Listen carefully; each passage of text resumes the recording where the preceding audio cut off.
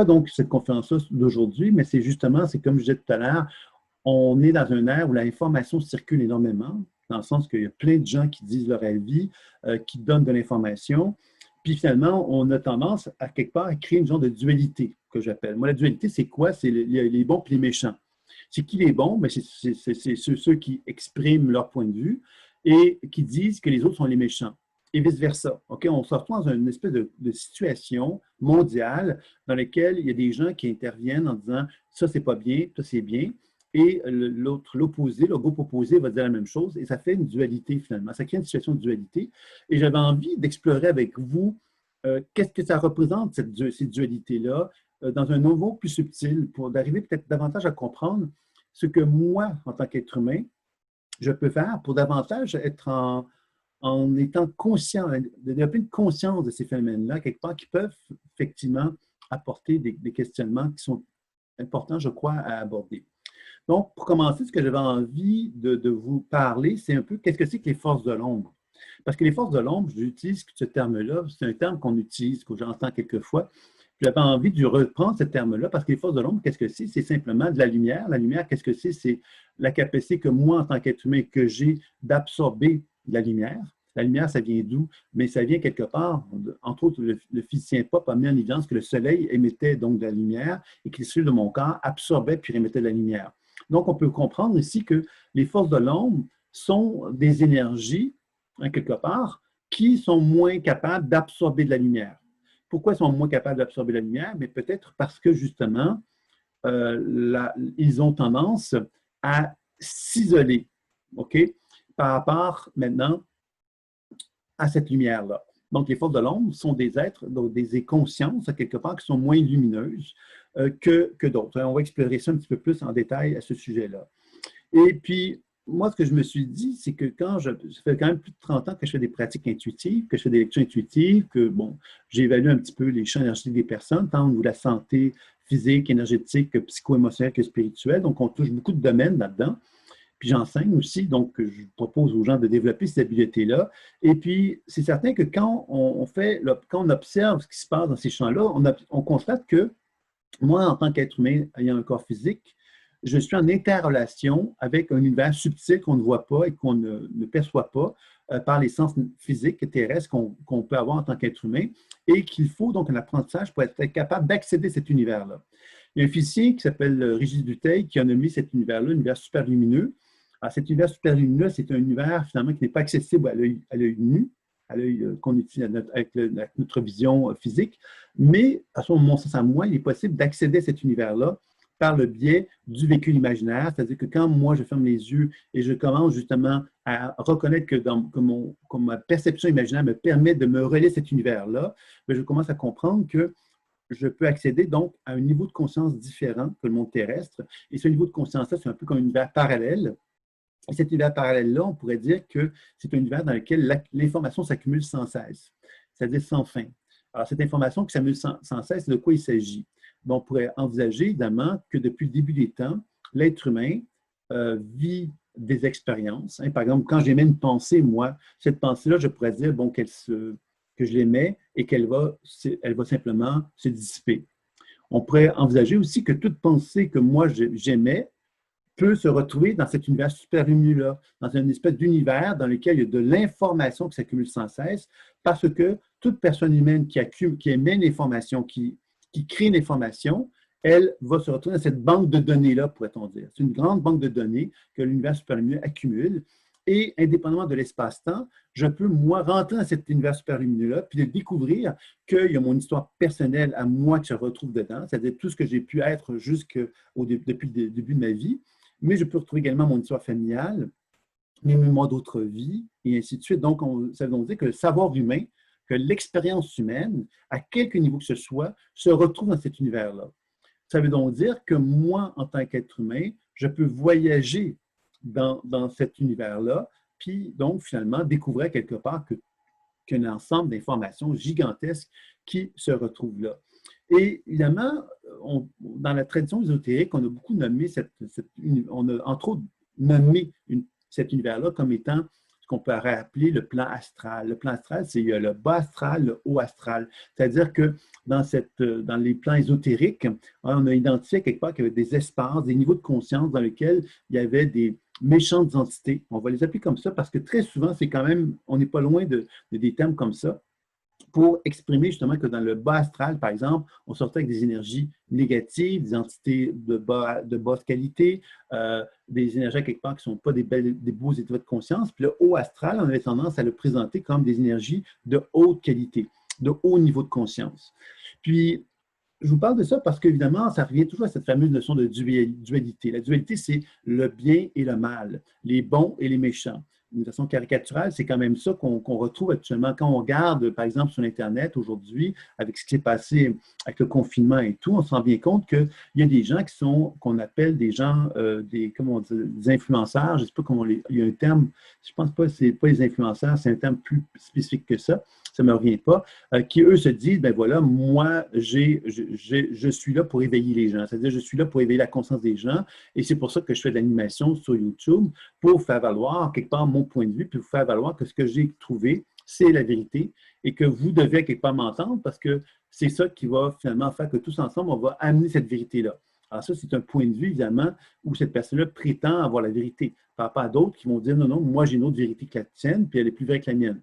Alors, tout ça, quelque part, amène beaucoup de confusion actuellement. Et cette confusion-là, finalement, me rappelle toujours cette notion que moi, je disais dans l'enseignement de la pleine conscience intuitive, c'est que la position d'alignement.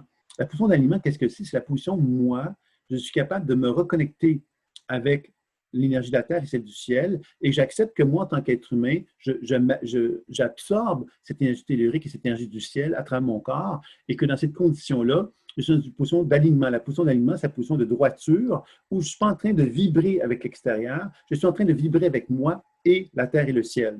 Et cette position-là, qui est reconnue dans la tradition chamanique depuis très longtemps, c'est une position qui m'apparaît être une position très intéressante parce qu'elle me permet, moi, en tant qu'être humain, de reconnaître que je suis une antenne et que cette antenne-là, effectivement, en tant que témoin, parce que dans une position de verticalité, je suis capable de prendre une position de témoin. Le témoin, c'est celui qui observe ce qui se passe en lui, okay? Et qui comprend que tout ce qui se passe en lui, sous forme d'images, de sensations et de mots, entre autres, vont être des messagers. C'est-à-dire que dans le processus de la pleine conscience intuitive, j'apprends à communiquer avec les images, les sensations et les mots pour pouvoir échanger, pour pouvoir discuter, pour pouvoir faire venir à devenir de plus en plus conscient de ce qui se passe en moi. Et c'est ça un peu la démarche intuitive, c'est-à-dire que je reconnais que le véhicule imaginaire, c'est un véhicule finalement qui me donne accès à un univers parallèle, un univers qui n'est pas reconnu dans le monde terrestre, mais qui me permet de pouvoir constater que je peux, à mesure que j'ouvre ma conscience grâce au véhicule imaginaire, je peux accéder à cet univers super lumineux dont j'ai parlé tantôt, qui va faire que je vais donc accéder à une forme de connaissance universelle qui se déploie depuis le début des temps. Et on va explorer donc un petit peu dans ce voyage-là, évidemment, les composantes qui se retrouvent dedans pour être capable de mieux comprendre comment ma position de verticalité me permet, moi, en tant que voyageur, parce que dans cette position de verticalité, je deviens un témoin, et ce témoin-là peut voyager dans ma propre expérience de vie, mais je peux commencer à pénétrer dans mon univers super lumineux pour accéder à des réseaux d'informations qui appartiennent donc à mon histoire familiale, à mon histoire personnelle d'abord, mon histoire familiale, les mémoires d'autres vies, donc la somme des mémoires qui s'accumulent depuis le début des temps. Puis on va voir que ça nous amène vers d'autres réseaux d'informations aussi, qu'on va explorer également, qui vont nous amener donc à mieux comprendre que tous les êtres humains que nous sommes, on est à quelque part prisonniers d'une certaine façon de cette espèce de monde, de somme d'informations qui sont là et que nous, on n'est pas nécessairement conscient qu'on est en interaction avec. Et c'est ça un petit peu que je vais avoir envie de vous proposer. Alors d'abord, je vais vous demander, est-ce que c'est clair ce que je viens de vous présenter? Pour être bien sûr qu'on s'entend bien, si c'est des questions, des interrogations, mais faites-les-moi savoir tout au long de la conférence. Bien évidemment, je prendrai le temps de regarder avec vous les réflexions qui pourraient, de répondre à vos questions pour que ce soit le plus clair possible. Donc, on a compris évidemment que cette démarche-là, justement, de la pleine conscience intuitive me permet de retourner une position de témoin et sa position de témoin-là me permet ensuite d'accéder à élargir mon champ de conscience. Puis cet élargissement de conscience m'amène tout doucement à accéder à l'univers super lumineux. Alors, merci, il y a des gens qui m'ont répondu pour me dire que c'était clair. Bon, tant mieux, c'est rassurant de le savoir ainsi. Donc, on va maintenant, si vous voulez bien, regarder un petit peu les composantes qui animent cet univers-là, parce que c'est intéressant de chercher à comprendre que quand on parle d'un univers subtil et que moi, en tant qu'être humain physique, je suis en résonance avec cet univers subtil-là, mais quand je commence à comprendre que par un entraînement intuitif, je peux être capable d'interagir avec ce monde subtil-là, mais ça me permet, moi, de mieux comprendre comment il fonctionne, cet univers-là. Donc, la première chose qu'on doit comprendre, c'est que quand on parle de ce qu'on appelle le bas astral, c'est-à-dire le niveau de conscience inférieur, on va l'appeler comme ça, c'est quoi le niveau de conscience inférieur? En fin de compte, on va très simplement dire les choses. On va parler d'un niveau, c'est toutes les expériences humaines qui s'accumulent depuis le début des temps, dans lesquelles l'ego s'isole. Il s'isole de quoi? Il s'isole de la dimension terrestre, il s'isole de l'énergie du ciel. C'est-à-dire que la position de verticalité dont je vous ai parlé tantôt, qui est reconnue dans la tradition chamanique, c'est une position quelque part où je reconnais que la Terre et le ciel circulent à travers moi. Et c'est ça qui fait que je suis dans une position de verticalité. Quand je passe cette position de verticalité, ça veut dire que moi, en tant qu'être humain, je ne reconnais pas l'énergie tellurique et l'énergie du ciel. Je ne reconnais pas quelque part la liaison qui existe entre moi et l'univers. Je m'isole et je dis non, moi, j'existe et je suis dominant, entre guillemets, par rapport au monde terrestre et par rapport à l'énergie du ciel. C'est-à-dire que je ne suis pas dominé par ces forces-là, je ne me conforme pas à elles, je me conforme à ce que moi, je crois être juste, être vrai. Alors, vous comprenez ici que quand on comprend ça, on comprend effectivement que ce qu'on pourrait appeler le bas astral, c'est un univers dans lequel les forces de l'ego sont exprimées, se sont manifestées. Et ces forces de l'ego, qu'est-ce qu'elles vont exprimer en général? Il y a deux grands principes qu'on va retrouver dans les forces de l'ego. C'est soit je suis dominant ou soit je suis dominé. C'est-à-dire soit je me soumets ou soit que je domine. Et si on regarde l'histoire de l'être humain, ça se résume relativement beaucoup à ça. C'est-à-dire que si on regarde les problèmes actuellement qu'on trouve sur la planète Terre, si on pense par exemple à la planète Terre elle-même, aux difficultés qu'on constate que la planète Terre n'est pas dans un très bel état, on a des inquiétudes concernant donc la gestion des ressources naturelles, etc. Pourquoi? Mais parce que justement, l'ego humain a voulu s'imposer à la planète Terre. On n'a pas cherché à se dire comment je peux honorer cette planète-là, comment je peux faire en sorte que la planète Terre soit la plus heureuse, la plus harmonieuse, que les ressources que la planète Terre m'apporte, que je puisse en bénéficier le plus longtemps possible. On ne s'est pas questionné à ce niveau-là. On s'est dit de quelle façon que moi, ego, je peux profiter de la planète Terre au maximum sans me préoccuper que demain ou que dans 5 ans ou dans 10 ans, que les ressources que je pourrais exploiter ne soient plus présentes. Alors, c'est là qu'on comprend quelque part que quand on parle de bas astral, on parle donc de cette force, finalement, qui est une force qui nous ramène, en quelque sorte, vers une position, justement, de dominant-dominé. Et cette position de dominant-dominé, c'est une position, quelque part, qui explique, justement, ce qu'on vit actuellement sur Terre, c'est-à-dire qu'il y a des dominants qui ont une force sur d'autres qui sont dominés. Et ça, c'est à un niveau plus ou moins important. Par exemple, si on ramène ça à un niveau de couple, par exemple, dans une relation de couple, bien souvent, on va constater que dans une relation de couple, il y a un homme, puis une femme, puis, ou un homme, deux hommes, qu'importe, mais qu'il y a souvent une relation de pouvoir qui va se manifester à travers ça. Cette relation de pouvoir repose sur quoi? Bien, elle repose sur cette tendance qu'on a tous en tant qu'être humain de s'isoler en tant qu'ego. Moi, j'ai des besoins plus importants que les tiens. Donc, parce que j'ai des besoins plus importants que les tiens, tu vas te taire, puis tu vas te soumettre à moi. Et ça peut être, hein, c'est comme des caricatures que je suis en train de vous proposer, hein, en vous disant ça comme ça, mais pour faire comprendre que, historiquement parlant, l'être humain a continuellement, en tout cas jusqu'à maintenant, en tout cas, on n'a pas encore un niveau d'évolution suffisant pour envisager un autre type d'ego que celui que je viens de nommer. On a un gros pourcentage d'expériences humaines sur Terre qui repose sur cet ego qui s'est isolé. Il s'est isolé de la planète Terre, il s'est isolé de l'énergie du ciel, puis il s'est dit, ben moi, je suis plus intelligent que la planète Terre, je suis plus intelligent que le cosmos, et je vais m'imposer parce que je suis plus important que toi aussi, parce que je suis plus important que la Terre, le ciel, mais je suis plus important que l'être humain qui est à côté de moi. Et dans ce sens-là, bien évidemment, je vais m'imposer à lui. Alors évidemment, il y a d'autres êtres humains qui vont dire, oui, c'est vrai, tu es plus important que moi, donc je vais me conformer à toi. Et ça, c'est tout le concept de l'ego isolé. C'est-à-dire que quelle que soit la position de dominant ou de dominé, on se retrouve dans une position où c'est isolé de notre puissance, de notre grandeur. Et cette grandeur-là, évidemment, soit elle me ramène justement à reconnaître que la planète Terre est un paradis, c'est une une expérience merveilleuse que d'être sur Terre, parce que la planète Terre me donne toutes les ressources possibles pour vivre une vie extraordinaire, et que l'énergie du ciel, mais à quelque part, c'est cette relation avec l'inconnu, avec une force, une forme d'intelligence supérieure qui est là pour me guider, m'orienter, me donner l'opportunité de vivre cette expérience paradisiaque d'une façon significative. Malheureusement, évidemment, comme vous êtes tout à l'heure, ben, il y a un grand ensemble de mémoires humaines qui nous ont, qui ont été générées et qui se sont construites dans cet univers superlumineux-là. Puis cette somme de mémoires-là, ben, quelque part, quand on commence à faire une démarche intuitive, ce qu'on découvre, c'est que ces mémoires-là, qui sont associées par des égos isolés, ont vécu des souffrances, ont vécu des grands moments d'égo, hein, d'égocentrisme et de narcissisme, et que, quand on pénètre dans cet univers superlumineux-là, on va découvrir que moi, en tant qu'être humain, ben, je suis animé par je suis habité, je suis en résonance avec des mémoires qui sont en souffrance, soit qu'elles ont été dominées, ou soit qu'elles ont dominé, mais elles sont en souffrance, elles ont des expériences émotionnelles, et moi, je peux vibrer avec ces mémoires-là. Et de cette façon-là, qu'est-ce que je fais? C'est que je contribue à garder en vie une somme de mémoire qui n'appartient plus à mon présent, qui n'appartient plus à l'histoire présente de l'être humain, mais qui nous relie à ce passé-là. C'est-à-dire que plus moi, je revis une position de domination ou de dominer par rapport à la dimension humaine qui se vit actuellement, mais plus je contribue à donner de la lumière, à donner de la vitalité à ces mémoires-là, quelque part, qui me gardent dans une relation complètement égoïque et égocentrique de l'humanité. Hein? Et moi-même, je suis porteur de ça à ce moment-là et je nourris ça quelque part. Donc, c'est là qu'on comprend évidemment que la première couche d'informations qu'on peut aller chercher dans l'univers superlumineux, c'est évidemment notre histoire personnelle, ce que moi j'ai vécu depuis que je suis né. Mais on comprend ici que mes mémoires familiales et mes mémoires d'autres vies sont des reflets aussi de ça qui me ramènent tout le temps à cette notion de dominant.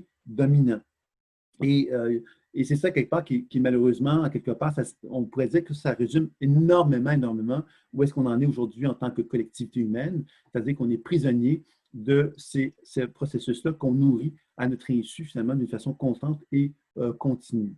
Donc ça, c'était le premier niveau d'information que j'avais envie de vous transmettre concernant c'est ce que je pourrais appeler les forces de l'ombre, hein, qui sont, quand je dis les forces de l'ombre, c'est simplement les forces qui ne sont pas habitées par la lumière parce qu'elles n'ont pas retrouvé cette position de verticalité dont je parlais tout à l'heure.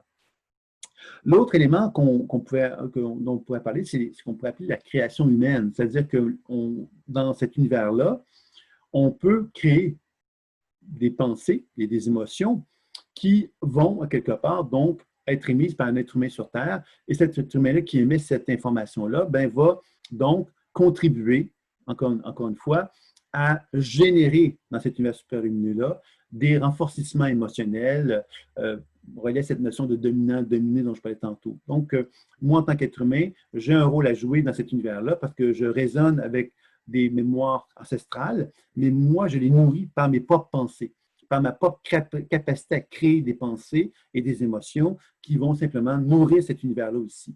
Donc, on voit ici quelque part que collectivement, l'humanité entière, actuellement, qu'est-ce qu'elle fait? C'est qu'elle est finalement à son insu, elle est reliée à une genre d'autoroute d'information. Puis cette autoroute d'information, ben, elle ne fait que rabâcher toujours le même matériel, la même information. Et quand on regarde ce qui nous a été présenté pendant cette crise-là au niveau de l'information, bien, on constate à quelque part que tout ce qui a été ramassé, c'est simplement un reflet de cette position de dominant-dominé. C'est-à-dire qu'on a des argumentations pour essayer de dominer quelqu'un d'autre. On est loin d'une vérité. La vérité n'est pas si facile que ça à atteindre et c'est certain que la seule vérité envisageable qu'on peut atteindre, finalement, c'est qu'on arrive à trouver cette position de verticalité. La verticalité me fait comprendre que l'ombre et la lumière sont deux points de vue et que moi, en tant que témoin, je suis capable donc d'apprendre à reconnaître que les deux points de vue sont des points de vue. Et ces points de vue-là, bien évidemment, moi, m'amènent, parce que je suis dans une position de témoin, de pouvoir justement trouver une forme de vérité dans les points de vue qui nous sont proposés. Et c'est là qu'on tombe dans une forme d'objectivité de l'information. Alors que quand on est dans la polarisation de l'un ou de l'autre, on est dans la polarisation. Donc, on n'est pas dans une vérité, on est dans une volonté de faire valoir notre point de vue. Et parce qu'on veut faire valoir notre point de vue, on perd notre discernement, on perd de cette position de témoin, je dirais. OK, Isabelle qui me dit merci, ça fait du bien d'entendre cela car il y a vraiment beaucoup de dualité. Effectivement, mais c'est ça quelque part que je vois aussi. Puis le troisième aspect face à cette notion des forces de l'ombre que je voulais vous parler, c'est un domaine un petit peu plus obscur, je dirais, un peu plus difficile à comprendre peut-être, c'est que dans cet univers-là, qu'est-ce qu'on va découvrir également? C'est qu'il y a des formes d'intelligence associées à cet ego isolé. Cette forme d'intelligence-là, qu'est-ce que c'est? C'est que cet univers-là, super lumineux, il vit par lui-même. Et parce qu'il vit par lui-même, ça veut donc dire que quand on pénètre cet univers-là, on peut rencontrer des consciences intelligentes qui peuvent appartenir à l'histoire humaine, qui peuvent appartenir à des choses qu'on a générées par notre propre créativité, puis qui peuvent être aussi une forme d'autonomie, c'est-à-dire des énergies qui deviennent autonomes par elles-mêmes. Je donne des exemples de ça pour donner cette idée-là. Si on pense aux forces sataniques, par exemple, les forces sataniques sont des énergies, quelque part, on peut émettre l'idée qu'elles font partie, quelque part, à l'origine de ce que je pourrais appeler la mémoire limitative. La mémoire limitative, qu'est-ce que c'est? C'est cette mémoire, quelque part, qui est limitée parce qu'elle s'est identifiée à quelque chose. Et parce qu'elle s'est identifiée à quelque chose, elle rejette l'énergie de la Terre, elle rejette l'énergie du ciel, elle se retrouve dans un isolement. Et cet isolement-là va faire qu'elle va s'identifier à un état.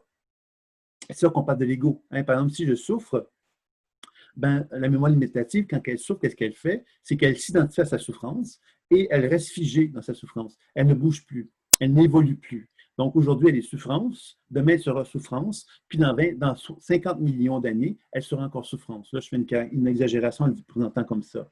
Donc, quand on commence à comprendre ça, ça veut donc dire justement que la souffrance est omniprésente, à quelque part, dans cette idée-là.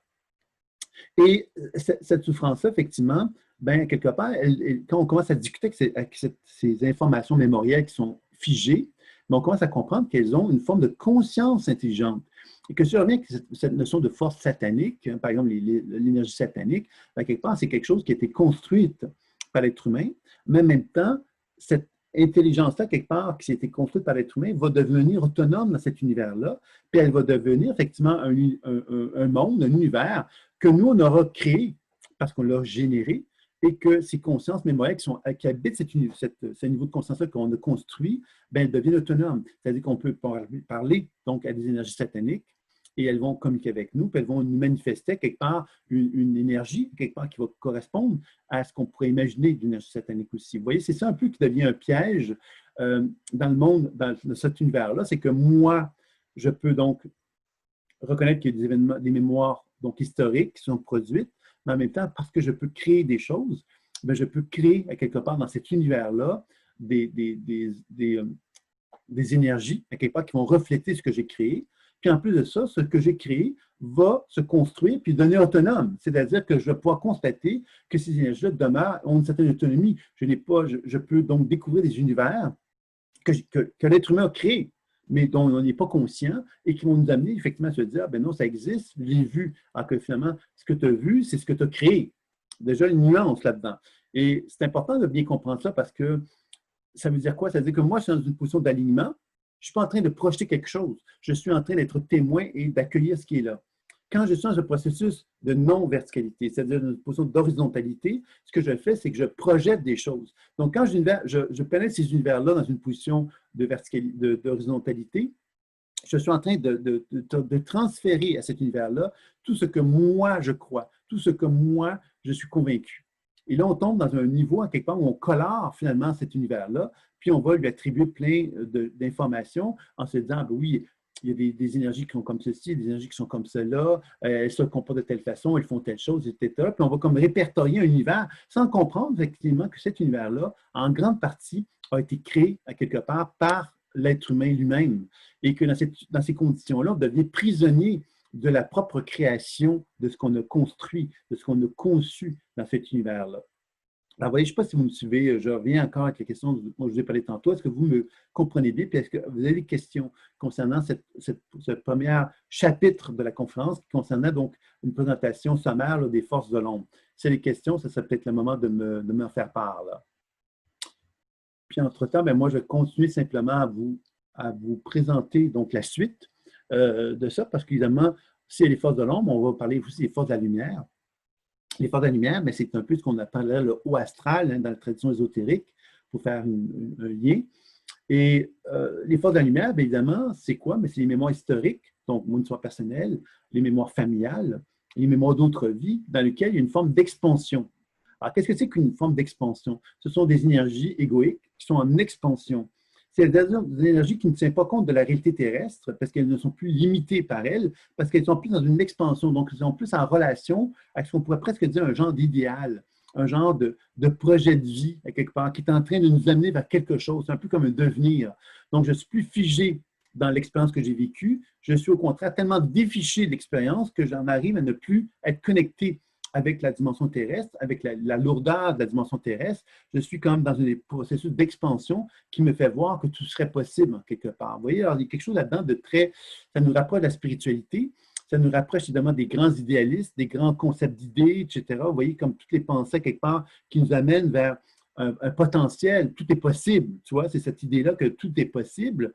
Puis évidemment, le volet plus péjoratif associé à ça, c'est que tout est possible, mais oui, mais tout est possible, mais c'est là qu'on peut tomber facilement dans l'illusion aussi. C'est-à-dire que tout est possible. Je vais vous donner des exemples de ça.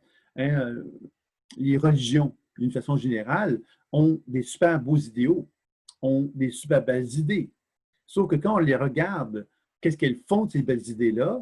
Bien souvent, elles vont appliquer, par exemple, la religion catholique a énormément provoqué de guerre, alors qu'elle avait des beaux concepts, des belles pensées.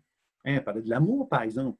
Hein, c'était une religion qui était basée sur le principe de l'amour, mais finalement, malheureusement, il y a eu énormément de guerres autour de cette religion-là, alors qu'on parlait d'amour.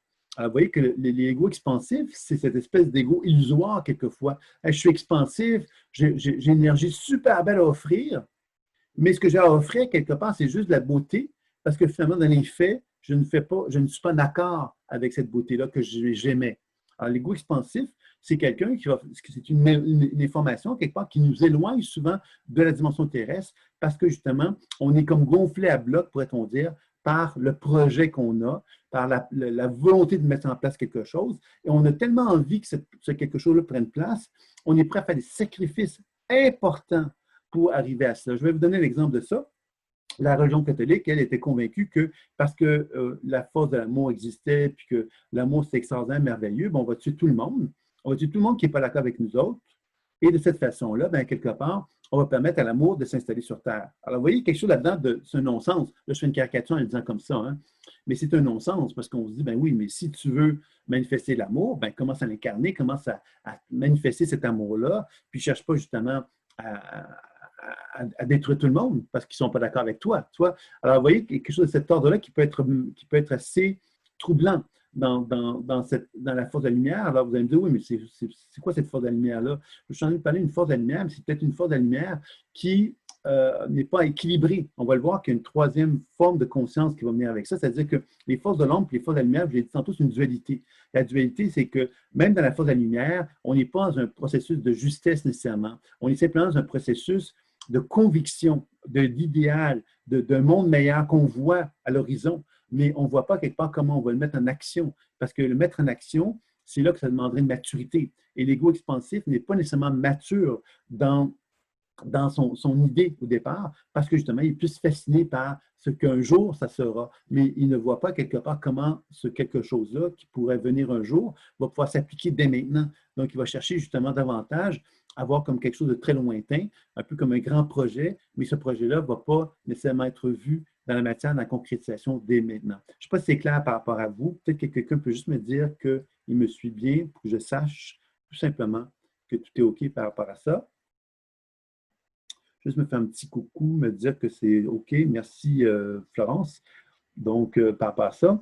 Et puis, là, c'est les questions, les interrogations, n'hésitez pas, hein, puisqu'évidemment, je suis là pour répondre aux questions. Alors, si vous avez des incompréhensions, vous n'allez même pas être vous-même, si vous n'êtes pas d'accord avec ce que je suis en train de dire, c'est intéressant de pouvoir en discuter. Hein. Moi, mon objectif n'est pas de vous dire quelque part une vérité, mais c'est une réflexion qui m'amène à me dire, mais oui, on vit dans une dualité actuellement parce que justement, le bien et le mal. Le bien et le mal, c'est que le mal, c'est ceux qui sont plus pris dans l'ego isolé, hein, et puis en même temps, l'ego isolé, ben, quelque part, on peut être égo isolé dans une certaine facette de l'être humain que nous sommes, puis on peut être expansif dans une autre facette. J'ai pris le temps de faire des petites lectures intuitives comme ça avec des gens qui sont pour mieux comprendre un certain nombre de choses. Puis je me rendais compte finalement qu'il y a des gens, quelque part, qui ont des pouvoirs sur Terre présentement et qui ont des égos isolés, c'est-à-dire qu'ils sont convaincus, eux, à quelque part, qu'ils sont, qui sont extraordinaires, merveilleux, fantastiques, pourrait-on dire ça comme ça. Et puis en même temps, ils ont un ego expansif parce qu'ils se disent, ben, moi, ce que je veux amener finalement, moi, je suis un être extraordinaire, parce que je suis extraordinaire, j'ai envie de créer un monde meilleur. Et ce monde meilleur-là, faites-moi confiance, il va être meilleur, puis je vais vous montrer le chemin. Mais cet individu-là, comment il montre ce chemin-là, il ne tient pas compte à quelque part des impacts négatifs qu'il va générer pour obtenir ce qu'il va obtenir. Je donne des exemples de ça. Quelqu'un pourrait me dire, ben moi, je veux la paix sur Terre, mais pour avoir la paix sur Terre, il faut tuer la moitié du monde sur la planète Terre. Vous voyez, alors, OK, on va avoir la paix sur Terre, mais le prix à payer, c'est qu'on tue la moitié du monde qui sont sur la Terre. Vous voyez, il y a quelque chose là-dedans, c'est ça un peu l'ego expansif. Cet ego expansif-là, quelque part, ces forces de la lumière sont des forces, effectivement, qui vont générer quelque chose qui peut paraître lumineux, mais qui est finalement, quand on regarde dans les faits, qu'est-ce qui est proposé, c'est quelque chose, quelque part, qu'on se dit, OK, mais c'est-tu vraiment ça la solution la meilleure? Alors, vous voyez que c'est là qu'on peut vraiment être attentif à ça.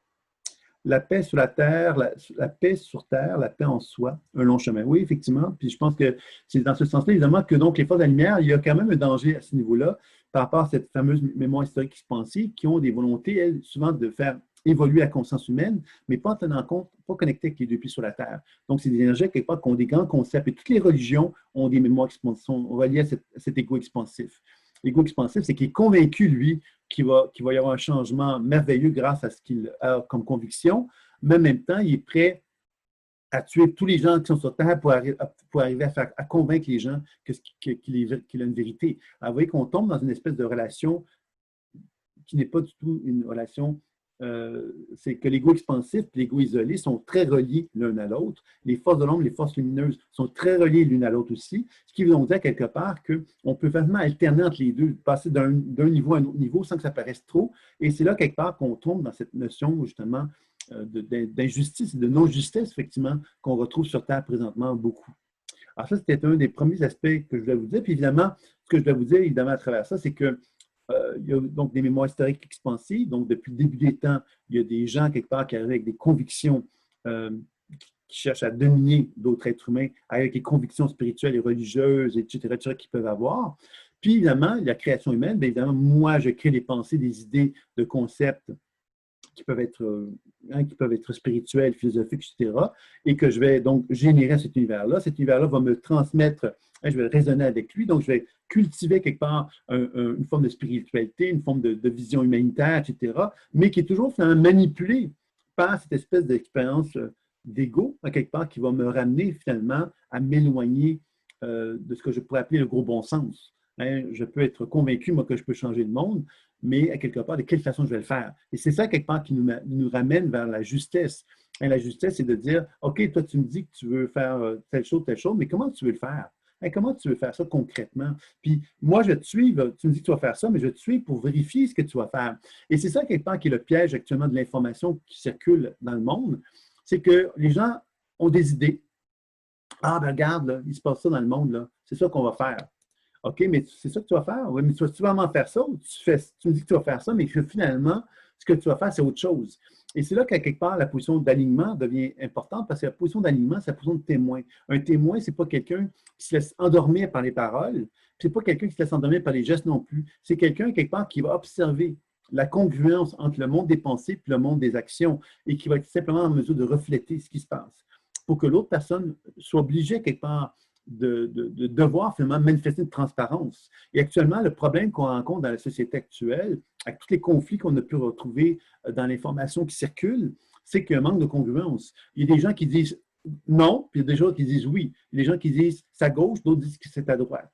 Donc, il n'y a pas de communication possible parce que les deux personnes vont dire ah ben moi je m'en vais par là, toi tu t'en vas par là, donc on ne peut pas communiquer, on ne peut pas échanger. Alors que finalement, de quelle façon qu'on peut arriver à trouver une transparence dans la communication? C'est lorsque deux êtres humains sont capables de se parler, sont capables de trouver une forme de communication, de partage, qui va faire comme on va arriver à trouver une certaine forme de justesse dans la communication. Mais actuellement, il y a énormément de communication, énormément de choses qui se passent. Il y a des gens qui vont vous dire ça, c'est la théorie du complot. Ils vont tout résumer à ça en disant ben, ça, c'est du complot, donc je ne touche pas à ça. Donc, ils vont se fermer la porte à une information potentiellement intéressante parce qu'ils vont dire que c'est relié au complot, par exemple. Alors, vous voyez, on tombe dans une espèce de piège de communication parce qu'on n'est pas dans une position, justement, où on est capable de reconnaître que l'objectif, ce n'est pas qu'on soit un ego isolé, hein, qui soit complètement renfermé sur lui-même. Puis, ce n'est pas non plus un ego qui est plein, complètement ouvert au monde, puis qui se dit, ah oui, tout va bien se passer, etc. Non, c'est un ego qui est depuis sur Terre, qui est capable de reconnaître justement que pour que tout se passe bien, il faut qu'il soit mature. Puis être mature, c'est être capable de communiquer avec lui-même, communiquer avec les autres, de ne pas commencer à être constamment dans un piège émotionnel ou un piège d'idées en quelque part. Et c'est ça, malheureusement, les forces de la lumière sont souvent prisonnières un peu du monde des idées parce que justement, ce sont des égos, quelque part, qui ont une volonté d'expansion, donc ils ne se préoccupent pas de la dimension terrestre tant que ça, ils ne se préoccupent pas donc de l'ancrage qui est relié à ça, et c'est ça qui va faire que ça va générer des pièges. Donc, évidemment, ce que ça va générer, mais ça va générer comme tout à l'heure je le disais, des formes d'intelligence expansive, c'est-à-dire qu'on va commencer à découvrir que dans le monde, dans les forces de la lumière, on va découvrir qu'il y a des intelligences supérieures qui se disent spirituelles, qui se disent évolutives, mais qui sont prisonnières également de cette notion d'ego expansif, c'est-à-dire qu'ils disent, oui, mais tu vois, dans 2 millions d'années, là j'exagère en vous le présentant comme ça, c'est faire une grande caricature, dans 2 millions d'années, l'être humain aura atteint un niveau de conscience supérieur, puis à ce moment-là, bien, tout va être parfait sur Terre parce que tout le monde va être merveilleux, fantastique, extraordinaire, ils vont être en une super évolution. Mais dans 2 millions d'années, c'est intéressant de le savoir, mais comment va-t-on arriver à ce chemin-là? OK? Donc, l'égo expansif a une énergie quelque part qui est très spirituelle et qui est très évolutive parce qu'il ne tient pas compte de la réalité terrestre, il ne tient pas compte de la matière. Et c'est là quelque part qu'il y a un piège dans cet égo expansif-là, c'est qu'on est c'est là qu'on tombe dans une polarité entre les gens qui sont très optimistes, par exemple, et qui ont une vision spirituelle, évolutive, etc., qui vont toujours parler donc d'harmonie, d'équilibre, etc., mais qui finalement, dans les faits, ne font pas la matière du tout, puis ils ne génèrent aucun changement dans la conscience humaine parce que justement, ils sont un peu comme dans les vapes, hein, dans le monde des pensées, dans le monde des idées, ils ne sont pas la matière. Puis l'ego isolé, qui lui, finalement, est un ego isolé de la vie. Puis parce qu'il est isolé de la vie, qu'est-ce qu'il fait? Bien, il s'impose à la dimension terrestre. Donc, lui, il va finalement faire des actions qui vont aller à l'encontre des lois humaines, des lois universelles, etc. Parce que lui, il va se dire, bien, moi, je suis un dominateur et je vais dominer l'être humain. Puis d'autres êtres humains vont se sentir dominés par lui en se disant, OK, il est dominant, donc je vais me laisser dominer par lui. Ah oui, c'est ça un peu la situation qu'on retrouve actuellement, selon moi, dans le monde humain. C'est sûr qu'on pourrait dire, oui, mais il y a des intelligences évolutives, des extraterrestres, il y a toutes sortes de choses. Oui, mais c'est qui ce monde-là? Là? Ça nous ramène à ces formes d'intelligence dont j'ai parlé tantôt. C'est-à-dire que ces formes d'intelligence-là, qu'elles soient limitatives ou expansives, hein, les formes d'intelligence limitatives, c'est toutes les énergies qu'on va dire, les reptiliens, les méchants. Hein, les méchants, quelque part, c'est que dans le monde subtil, vous allez sur YouTube, vous allez voir ça, il y a plein d'hiérarchies d'êtres d'intelligence qui sont soit positifs, soit négatifs. Mais encore là, on reste prisonnier d'une polarisation et on reste surtout prisonnier parce que sur Terre, on est en train de rien faire pour changer le monde. On est simplement prisonnier de manipulation, je dirais, qui nous ramène constamment à cette fameuse notion de dualité. La dualité, c'est quoi? C'est la dualité qui fait que je dis, bon, ben, il y a les bons et les méchants. Alors, c'est intéressant de savoir qu'il y a des bons et des méchants, puis c'est intéressant de faire valoir que les bons ont raison puis que les méchants ont tort, par exemple, mais ça change quoi? Dans le monde humain, ça change quoi? Ça nous ramène simplement dans une dualité, dans une polarisation qui fait qu'on gaspille de l'énergie inutilement parce qu'on n'évolue pas, on n'avance pas dans la position de la justesse. La position de la justesse, c'est de reconnaître que les forces lumineuses et les forces de l'ombre sont des forces complémentaires et que moi, dans une position où je retrouve ma position de témoin, ce que moi j'appelle l'ego aligné. Hein, l'ego aligné, c'est qui? Mais c'est celui justement qui reconnaît que le monde, la matière existe et qui reconnaît qu'il y a un monde du ciel qui existe et qui cherche donc à trouver un équilibre entre ces deux forces-là pour être un collaborateur. Un collaborateur de quoi? Mais moi, je cherche à collaborer avec qui? Je cherche à collaborer avec la planète Terre. La planète Terre, c'est mon ami, donc je vais reconnaître qu'il y a des ressources sur la planète Terre qui sont exceptionnelles. De quelle façon que moi, je peux soigner la planète Terre pour qu'elle me donne les meilleures conditions possibles pour vivre sur Terre? Ça, c'est une première étape d'un ego aligné. C'est quelqu'un qui reconnaît quelque part qu'il vit sur une planète et cette planète-là a des règles et des lois. Et je ne veux pas faire n'importe quoi avec cette planète-là. Si je veux que cette planète-là me donne les meilleures conditions possibles, je dois faire attention à elle. Je ne vais pas mettre n'importe quoi. Hein. Dans son eau, par exemple, dans la mer, ben, je ne mettrai pas n'importe quoi dans l'eau. Hein, si je veux que la planète Terre me donne de l'eau pour pouvoir fonctionner et vivre longtemps. Donc, vous comprenez qu'il y a des grosses logiques là-dedans qui sont implacables et qu'on se rend compte que malgré qu'on est rendu en 2020, malgré qu'on ait des êtres super évolués, super intelligents sur plein de plans, on ne soit même pas capable de reconnaître que cette planète Terre-là, ben, humblement, elle a des besoins. On ne peut pas faire n'importe quoi avec elle. Et c'est une évidence, là. Depuis le début des temps, c'est une évidence. Et aujourd'hui, en 2020, on n'est pas capable de comprendre ça. Et pour moi, c'est là qu'on tombe dans ces forces de polarisation. Les forces de polarisation ne servent à rien sinon que de nous distraire. De nous distraire, pourquoi? Parce qu'on est constamment pollué par l'histoire humaine. L'histoire humaine qui nous ramène toujours à cette fameuse polarisation, qui nous ramène toujours à l'inaction parce que justement, on n'est pas dans la justesse. La justesse, c'est quand on se retrouve dans cette position de témoin. La position de témoin, c'est la personne qui est capable de reconnaître qu'elle est deux pieds sur terre et qu'elle peut reconnaître qu'elle a la tête vers le ciel et qu'elle peut reconnaître que dans cette position d'alignement, elle peut être un témoin de la vie et que témoin de la vie veut donc dire quelque part commencer à générer des actions en harmonie avec la vie. Et c'est ça quelque part qui est très manquant actuellement dans la société actuellement. On se retrouve beaucoup avec des gens qui sont piégés par cette dualité parce qu'ils ne sont pas dans une position de justesse vis-à-vis d'eux-mêmes face à leurs émotions. Donc, ils vont finalement prendre leurs émotions puis ils vont les transposer vers l'extérieur. Et en les transposant, qu'est-ce qu'ils vont faire? C'est qu'ils vont générer du conflit. Et en générant du conflit, ça va générer quoi? Ça va générer du conflit, et ainsi de suite. Et là, on tombe dans cette polarisation dont je parlais tantôt, et cette polarisation ben, nous éloigne constamment de la justesse, puis nourrit quelque part cet univers subtil dont je parlais tantôt, où il y a un ensemble de mémoires avec lesquelles on résonne, et en résonnant avec elles, ben, on lui donne de plus en plus de pouvoir, de plus en plus de force, et on s'éloigne, nous, à quelque part, de notre capacité à retrouver notre alignement. Parce que mon alignement, ça veut dire quoi? Ça veut dire que je quitte la polarisation mémorielle de les forces de l'ombre et les forces de lumière, pour accéder à quelque chose qui est plus dans une forme de vérité lumineuse, justement, où je quitte le monde de la mémoire humaine pour accéder à un monde plus spirituel, véritablement, à ce moment-là. C'est vrai aussi pour les pensées. On ne peut pas envoyer n'importe quelle pensée à notre planète. Bien sûr, mais toi, c'est certain, quelque part, que les pensées, mais au-delà des pensées, moi, je pourrais dire, ben, si on vit dans un plan terrestre, parfait, harmonieux, on respecterait les ressources naturelles, je serais assez d'accord à te dire, ben oui, c'est vrai que les pensées, c'est vraiment important, mais on n'est même pas rendu là, là. On est rendu que ça dépassait largement les pensées. Le comportement violent, agressif de l'être humain envers la planète Terre fait que la planète Terre, on n'est pas dans un monde de pensée, on est dans un monde d'agression physique. On n'est pas dans un monde d'agression psychique. C'est sûr que le monde d'agression psychique existe dans le monde face à la planète Terre, mais la planète Terre est d'abord avant tout dans une situation où c'est des agressions physiques. C'est une violence physique qu'on a manifestée envers la planète Terre depuis bien longtemps. Et cette agression physique-là, ben, la planète Terre commence à nous donner des signes que cette agression-là l'a abîmée, l'a blessée.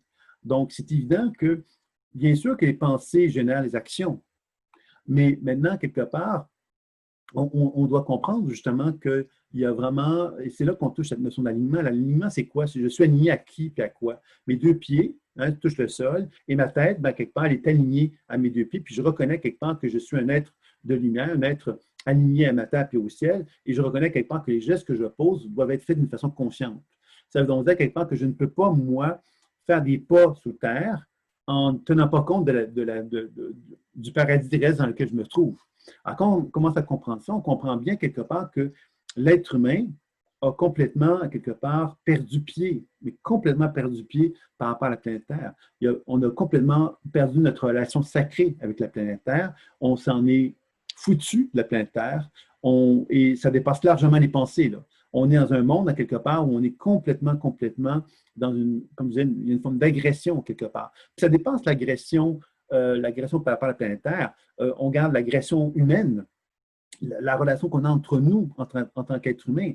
On est dans une forme de mensonge énorme par rapport à la dimension humaine, où on maltraite les êtres humains sur Terre à plusieurs niveaux, à plusieurs endroits dans la planète, face aux animaux, face à tout organisme vivant. Donc, il est sûr que la congruence, justement, comme Isabelle parle ici, la congruence, qu'est-ce que c'est? C'est effectivement, moi, je suis congruent entre ce que je pense et ce que je fais comme action. Et cette congruence-là, pour moi, c'est ça l'alignement. C'est cette position de messager qui me fait dire, ben oui, moi, je ne veux pas quelque part avoir des pensées, puis me comporter différemment. Puis je pense que c'est ça le piège des forces de l'ombre et de la lumière qui sont polarisées, c'est qu'au nom des forces de la lumière, j'ai le droit de manifester la violence. Puis au nom des forces de l'ombre, j'ai le droit de manifester la violence aussi. Donc, qu'est-ce qui ça génère? Bien, ça génère la violence. Parce qu'à quelque part, on n'est pas dans une forme de congruence. On est simplement en train de polariser deux forces en disant celle-là est aussi valable que celle-là. Et ces deux forces-là qui sont aussi valables l'une que l'autre, mais utilisent le même langage. Donc, inévitablement, on est en conflit perpétuel en tant qu'humain parce qu'on n'est pas dans une position, quelque part, où on ne génère plus, justement, ce que l'être humain a généré depuis le début des temps. C'est-à-dire que la violence, elle est générée depuis le début des temps. Donc, moi, je suis dans une position d'alignement. Je ne suis pas en résonance avec cet univers mémoriel. Donc, je ne suis pas en train de générer quelque part ce que l'être humain est depuis le début des temps. Je suis en train d'inventer un nouveau comportement, une nouvelle vision du monde, une nouvelle façon d'exister, une nouvelle façon d'incarner qui je suis. Et c'est ça, je pense, qui est vraiment un objectif, à quelque part, humain, de mettre en place une nouvelle vision, à quelque part, de qui on est en tant qu'être humain. Si on veut justement être congruent avec qui on est au plus profond de son être, ben, on doit commencer justement à se rendre compte qu'on est, à plusieurs égards, en tant qu'être humain, en résonance avec des mémoires du passé, qui proviennent de notre histoire personnelle, qui proviennent de l'histoire familiale, des mémoires d'autres vies, et qui nous éloignent continuellement de cette congruence-là. Hein, on peut dire, ben moi, je voudrais un monde de paix, mais si je veux être un monde de paix, mais que j'ai de l'agressivité envers divers types dans divers types de situations, je ne suis pas congruent. Alors, ça veut dire quelque part que l'être humain doit devenir conscient qu'il est manipulé. Il manipule par quoi? Bien, il manipule par ce qu'il porte en lui. Et qu'est-ce qu'il porte en lui? Bien, il porte en lui, quelque part, une structure sociale de fonctionnement humain qu'on ne comprend pas comment il fonctionne. C'est-à-dire qu'en tant qu'être humain, on est tout le temps en résonance avec cet univers super-lumineux dont je parlais tantôt. Et cet univers super-lumineux-là fait quoi? C'est-à-dire que moi, je suis de la colère en moi, bien, je résonne avec des mémoires de colère dans cet univers-là. Ces mémoires-là de colère me renvoient de la colère et ça te crée, donc, je crée des relations étroites entre des mémoires subtiles du passé et ma propre existence. Et ça fait que je suis de plus en plus prisonnier de ces réseaux d'informations-là qui font que je suis de moins en moins dans mon présent et de moins en moins capable de générer un acte créateur. Je ne suis pas capable de me réinventer tant et aussi longtemps que je suis prisonnier de la mémoire. La mémoire, qu'est-ce qu'elle fait? C'est qu'elle me ramène à la mémoire. Elle me ramène à l'expérience du passé.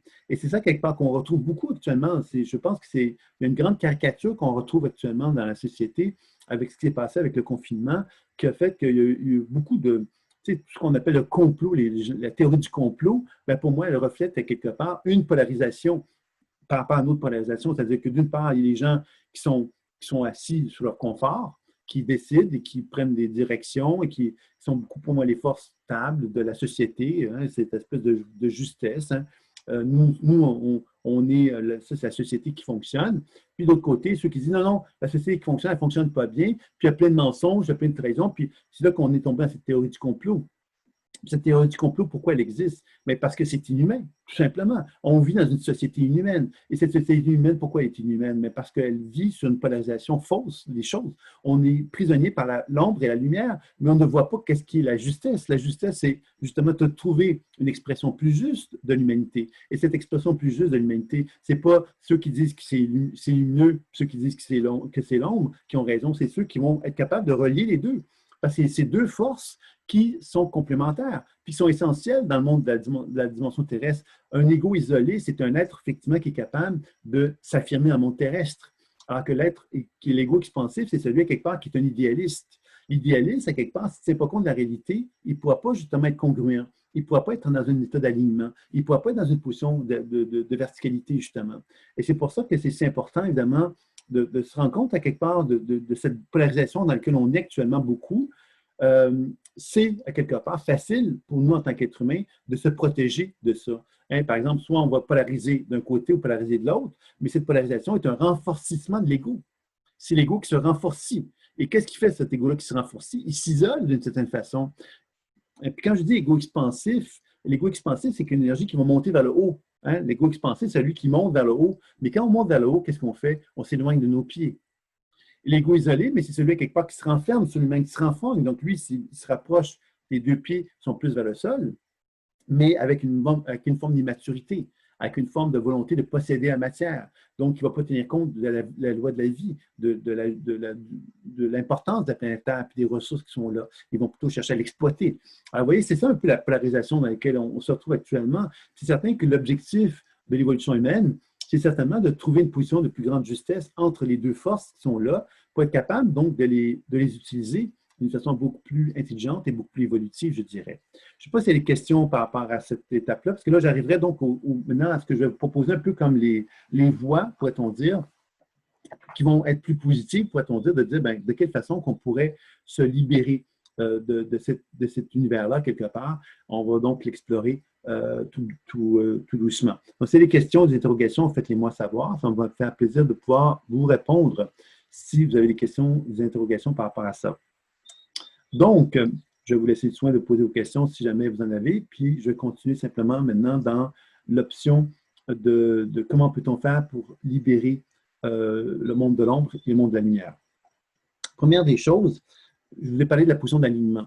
Alors, la position d'alignement, c'est une position quelque part où je ne demande pas être parfait, on n'est pas parfait, je ne suis pas parfait, vous n'êtes pas parfait, on est tous en processus d'évolution et on cherche donc à s'améliorer dans ce processus d'évolution-là. Et la première étape que je trouve qui est intéressante à amener, c'est cette notion d'alignement. La notion d'alignement, elle touche plusieurs choses. C'est cette capacité que j'ai de m'enraciner, pour commencer, de me relier à la planète Terre et à l'énergie du ciel, et à travailler au fait que je suis une antenne. L'antenne, c'est que plus l'énergie circule d'une façon libre dans mon corps, plus je suis dans une position où je suis en mesure de me retrouver dans une grandeur. La grandeur, c'est j'ai 2 pieds sur terre, j'ai la tête dans le ciel, et je reconnais qu'à travers mon corps, il y a donc une somme d'informations qui circule en moi, et cette somme d'informations circule d'un point de vue énergétique. Je sens la vie en moi qui circule en moi, et je sens des images, des sensations et des mots qui m'informent que mon corps veut communiquer avec moi. Et en quoi il veut communiquer avec moi, ce corps-là? Il veut me communiquer avec moi parce que je suis un être animé d'informations.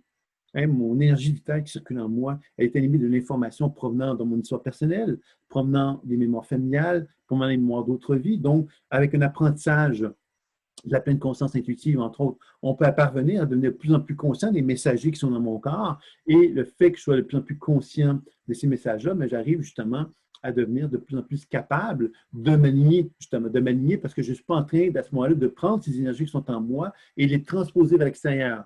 La circulation de l'énergie qui est en moi bien, me permet justement de pouvoir finalement constater que plus cette circulation énergétique s'effectue en moi d'une façon fluide et harmonieuse, plus moi j'apprends justement à constater quelque part que l'énergie qui circule en moi, bien, je me mets dans une position d'harmonie et d'équilibre et me permet d'assumer aussi d'assumer ma vitalité, d'assumer ma lumière, d'assumer mes émotions, d'assumer quelque part qui je suis.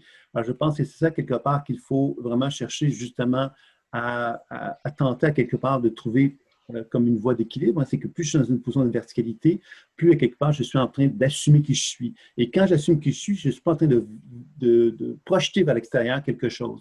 Parce que quand je projette quelque chose de l'extérieur, je suis en train de favoriser la dualité. Parce que je suis en train de nourrir quelque part cette fameuse notion de polarisation dont je parlais tantôt. Donc, la position de verticalité est vraiment quelque chose d'important à bien mettre en lumière.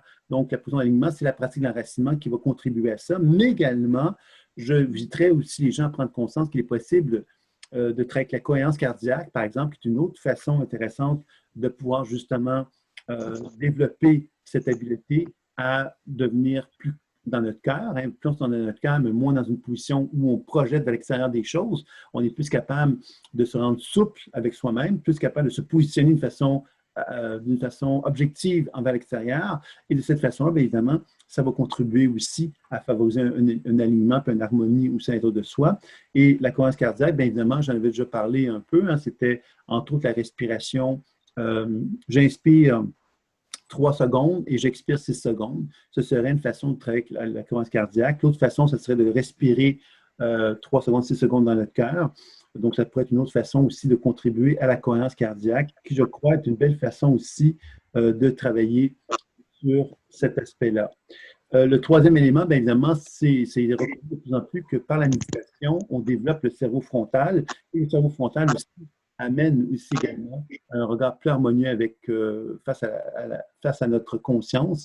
Donc, c'est certainement intéressant aussi de pouvoir aussi de favoriser cela également. Donc, ça, c'était pour la première étape, c'était évidemment donc de travailler sur cette position de verticalité qui nous permet donc de moins nourrir cette dualité-là, parce que la dualité, qu'est-ce que c'est? C'est cette fameuse notion de dire « j'ai raison, tu as tort » ou l'inverse. Il a raison et j'ai tort, qui est donc une façon, quelque part, de nous éloigner l'un de l'autre. La position où je peux me rapprocher de quelqu'un, c'est en créant une zone de partage dans laquelle deux êtres humains s'expriment, mais capables de reconnaître que l'un et l'autre ont peut-être des points de vue qui peuvent se complémentariser. Et c'est ça un petit peu l'objectif qu'on cherche à manifester dans le monde. Hein. Aujourd'hui, si on veut créer un monde meilleur, c'est l'obligation passe par cette notion de collaboration. Je ne peux pas, moi, en tant qu'individu, me couper de quelqu'un, tout comme je ne peux pas non plus, en tant que collectivité, me couper d'une autre collectivité. Hein, d'un peuple ne peut pas se couper d'un autre peuple. Alors, évidemment, on comprend ici qu'on est tous en interrelation et on est obligé, quelque part, d'envisager cette interrelation comme une nécessité.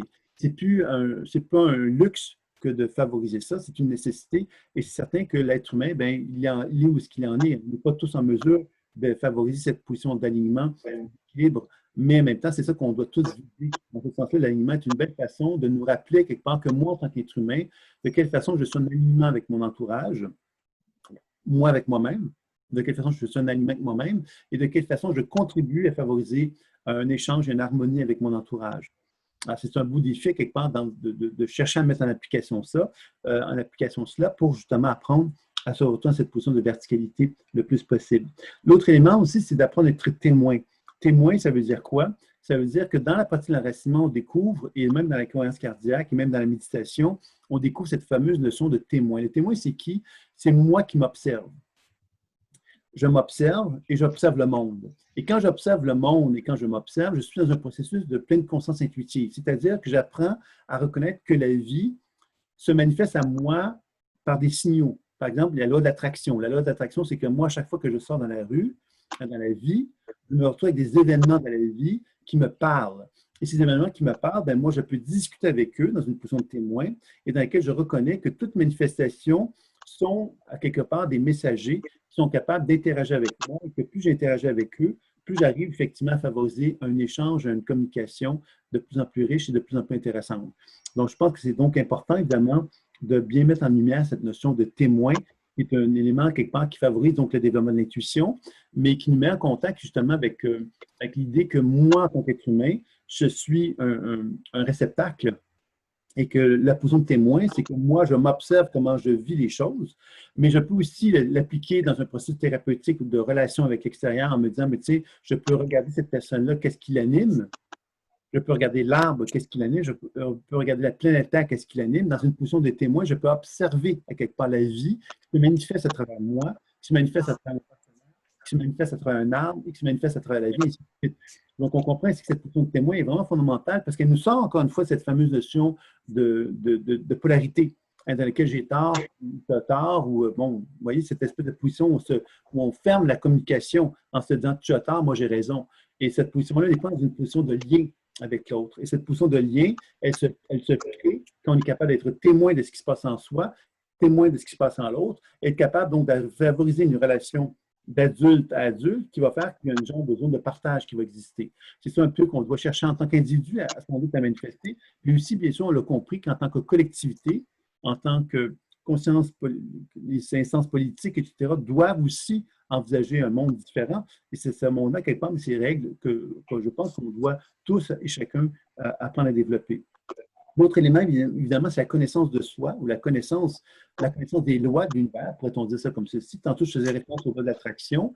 Les lois d'attraction mettent en évidence que moi, en tant qu'être humain, je peux être porteur d'un certain nombre d'informations. Par exemple, je peux être porteur d'une expérience d'abandon, mais cette expérience d'abandon qui est en moi, ben, va me mettre en contact avec des gens qui, à leur insu, vont raisonner avec l'abandon qui est en moi et qui vont me confronter à l'expérience d'abandon. Donc, moi, si je suis jamais conscient de ça, ben, au lieu de projeter vers l'autre la colère que j'ai d'être abandonné, je vais comprendre que cette personne-là est là pour m'enseigner à vivre l'abandon et à me sortir de cette blessure-là émotionnelle. Donc, on comprend évidemment que les lois de la vie sont justement des lois qui nous permettent de mieux comprendre effectivement ce qu'est la vie à ce niveau-là. Donc, voilà ce que je voulais vous dire par rapport à ça. L'autre élément dont j'aimerais, excusez-moi, voilà. Donc, l'autre élément que j'aimerais vous parler également maintenant par rapport à cela, c'est que ensuite, la connaissance de soi va me permettre donc de comprendre les lois de la vie, me permettre de comprendre, moi, quelque part, en tant qu'être humain, de quelle façon que je gérer mes émotions, mon énergie pour transposer vers l'extérieur. C'est comme ça que je peux arriver effectivement à améliorer la situation de ma vie par rapport à tout ça. Donc, c'est un petit peu ce que j'avais envie de vous témoigner. Parce que j'essaie de fermer un son qu'il y a quelqu'un Et lui me dit toi aussi, alors que moi, qui est activé, puis je voulais le fermer le son, mais je n'arrive pas à fermer le son. La personne, en tout cas, je suis désolé si quelqu'un peut fermer son son parce qu'on l'entend un petit peu, c'est juste un peu gênant. Alors, l'autre élément que je voulais vous parler, c'était concernant devenir créateur. Devenir créateur, ça veut dire quoi? Ça veut donc dire finalement de me rendre compte qu'à partir du moment que je me connais, que j'apprends à découvrir quelque part qu'est-ce qui m'anime, de prendre conscience que la loi de la vie me transmet de l'information. C'est-à-dire que la loi de l'attraction, c'est que je me mets en relation avec l'extérieur et l'extérieur, ben, quelque part, me fait vivre des choses comme si l'univers me demandait d'être en harmonie avec moi. C'est ça un peu que la loi d'attraction nous enseigne. Elle nous fait comprendre que les événements de la vie que l'on expérimente sont là pour nous faire travailler sur soi, pour être en paix et en harmonie avec nous-mêmes. Et cette position de paix et d'harmonie avec soi-même, bien, ça favorise cette fameuse notion d'alignement avec soi, la position de verticalité, dans laquelle je cesse de nourrir quelque part les mondes subtils. On l'a vu que le monde subtil, c'est que moi, je suis en interaction avec des gens qui me mettent en communication avec des blessures qui sont en moi, mais en même temps, parallèlement à ça, je peux raisonner avec des mémoires dans l'univers superlumineux qui peuvent nourrir également cet état émotionnel-là. Et tout ça, finalement, va m'éloigner justement de cette capacité que j'ai de créer. Alors, plus je me connais, plus j'apprends à comprendre les mécanismes qui m'amènent à la polarisation, puis plus je me libère de ça, mais plus j'arrive à l'étape de la créativité. Créativité, ça veut donc dire à quelque part de reconnaître qui je suis réellement.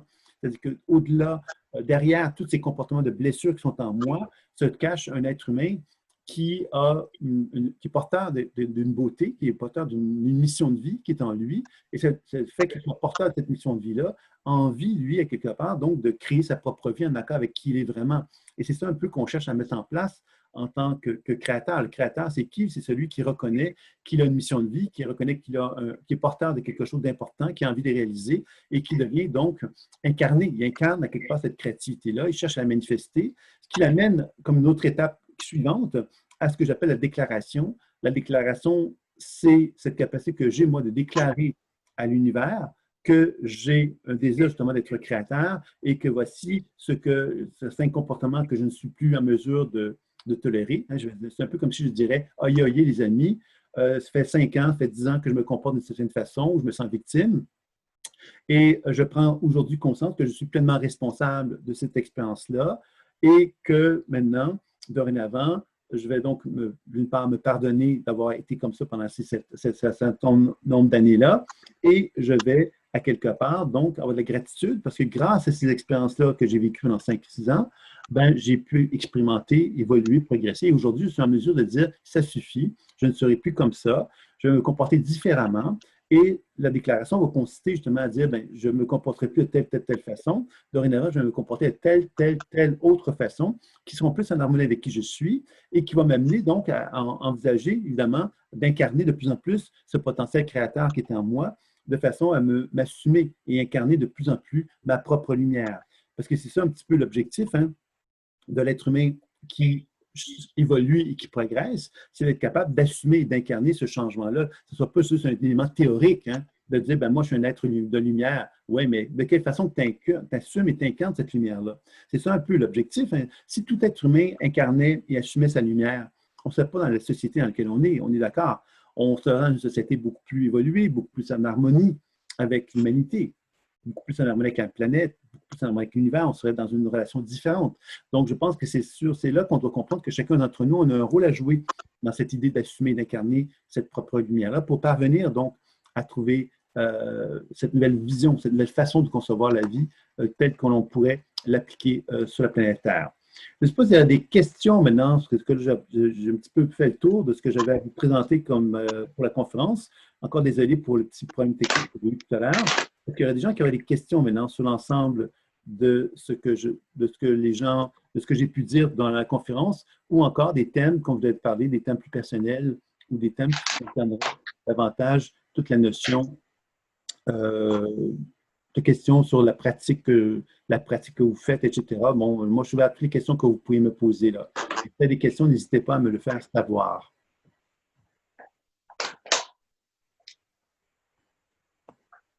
Donc, vous allez mettre ça dans le chat, bien sûr. Vous allez me mentionner dans le chat la question que vous pouvez avoir.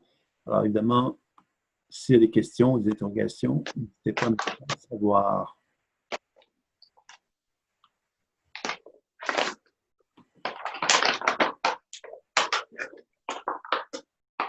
J'essaie de trouver la façon de mettre... Ah, voilà, je pense que j'ai réussi. Pour couper le son, il y a quelqu'un qu'on entendait le bruit. Et voilà, j'ai réussi à couper le son. Donc, s'il n'y a pas de questions, bien évidemment, ça peut être associé donc à une démonstration que je fais. Donc, je réponds à des questions d'ordre personnel sur les gens, ou encore des questions sur la conférence, ou des questions sur la pratique, ou sur d'autres thèmes que vous aimeriez qu'on aborde.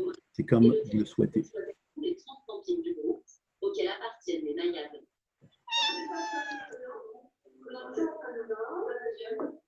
Ouais, j'arrive pas à fermer le son de quelqu'un, là. Je suis désolé, mais on entend.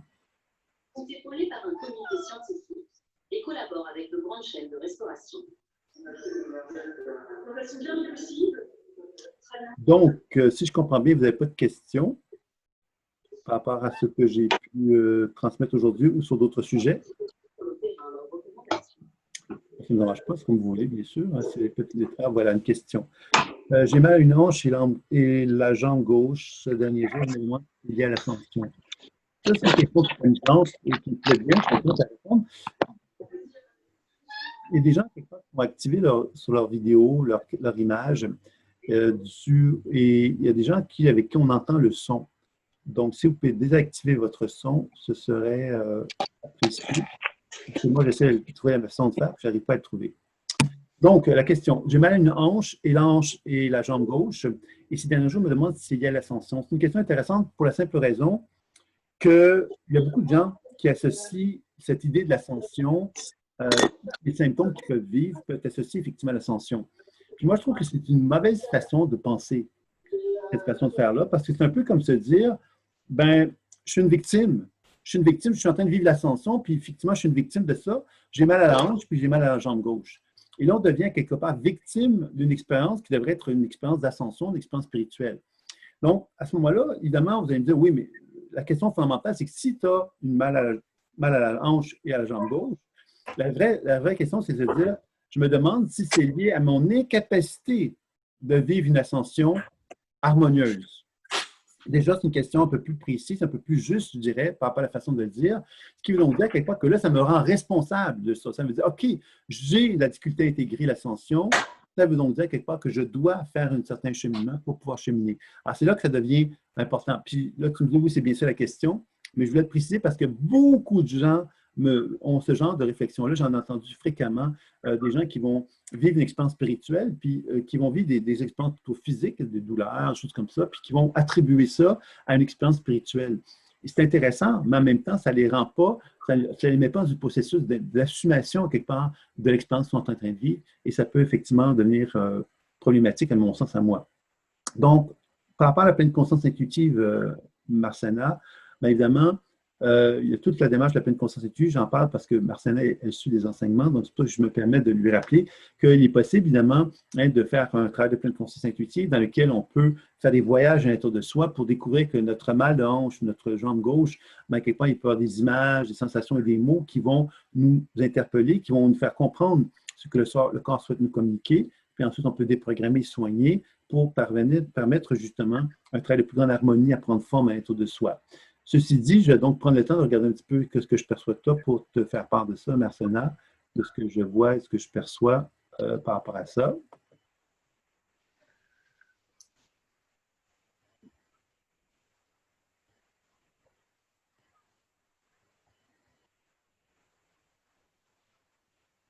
Mais tu vois, Marsana, ce que je te dirais par rapport à ça, première des choses, je dirais mouvement ascendant. Le mouvement ascendant, c'est quoi? C'est que tu parles de des hanches. Les hanches, à quelque part, il y a un moment, dans l'énergie, il y a un mouvement descendant et ascendant. Descendant, c'est l'énergie qui descend vers les jambes, et ascendant, c'est l'énergie qui monte vers le haut. Et la montée vers le haut, ben, c'est la montée quelque part qui nous permet de pouvoir organiser notre énergie d'une façon de plus en plus complexe, je dirais. C'est-à-dire que les chakras, le chakra 1, chakra 2, chakra 3, donc plus l'énergie monte vers le haut, plus l'énergie s'organise d'une façon plus évolutive. On peut voir ça comme ceci. Je parle de ça parce que la première chose que je te dirais, c'est que le mot ascendant ne se fait pas facilement de tes hanches parce que justement, il y a toute la notion d'éclatement. L'éclatement, c'est que dans un processus d'évolution, on est conscient quelque part qu'il y a un statu quo. Le statu quo, c'est je vis ma vie telle que je l'ai vécue hier. Ça, c'est le statu quo. C'est-à-dire, je ne veux pas bouger les choses parce que ça bouge, mais ça va faire exploser quelque chose que je ne veux pas. Donc, je garde le statu quo. Le statu quo, c'est la relation avec le sol, c'est l'énergie ascendante, c'est l'énergie enracinante qui me met dans une position où je ne veux pas évoluer. Ça me rappelle la notion d'ego isolé. L'ego isolé a très peur, lui, de s'ouvrir avec quelque chose de plus grand que lui. Donc, il s'accroche au sol en se disant, je ne veux pas, moi, me relier à quelque chose de plus évolué. L'ego isolé, bien évidemment, quand on cherche à faire monter l'énergie, c'est-à-dire qu'on cherche à organiser l'énergie d'une façon plus évolutive chez toi, moi, ce que je sens, c'est que je sens que chez toi, il y a des références que tu as développées dans ta vie qui te donnent un sentiment de sécurité. Pour moi, la référence, c'est un peu comme se dire, bon, je ne dirai pas telle chose parce que si je dis ça, ça pourrait générer telle complication. Ou je ne me comporterai pas comme ça parce que si je me comporte comme ça va générer telle complication. Donc, ça veut dire qu'on se prive d'une force évolutive qui est en soi parce qu'on se dit, si j'assume cette énergie évolutive-là, je vais devoir me conformer, me comporter d'une façon différente. Et parce que je vais me comporter d'une façon différente, l'extérieur va vivre les choses d'une façon différente à ça. Ils vont se sentir mal, ils vont se sentir inconfortables. Donc, moi, j'aime mieux ne pas les rendre confortables, j'aime mieux être comme je suis ou comme j'ai été, parce que de cette façon-là, les gens ne vont pas se sentir dérangés. Et moi, je trouve que c'est un peu dommage d'avoir cette façon de voir les choses-là, parce que ça veut dire qu'on se prive d'une force énergétique qui est en soi, qui nous pousse à vouloir évoluer, puis progresser, puis à vouloir changer les choses. Et c'est certain que dans ton cas, moi, ce que je te dirais, c'est que si l'énergie, elle pousse vers le haut, elle t'amène à vivre une forme de colère, de frustration, de mécontentement, de lassitude. J'en ai marre, j'ai plus envie d'être comme ça, j'ai plus envie de me comporter comme je me suis comporté auparavant. Donc, ça revient à cette notion de déclaration dont j'ai parlé tantôt.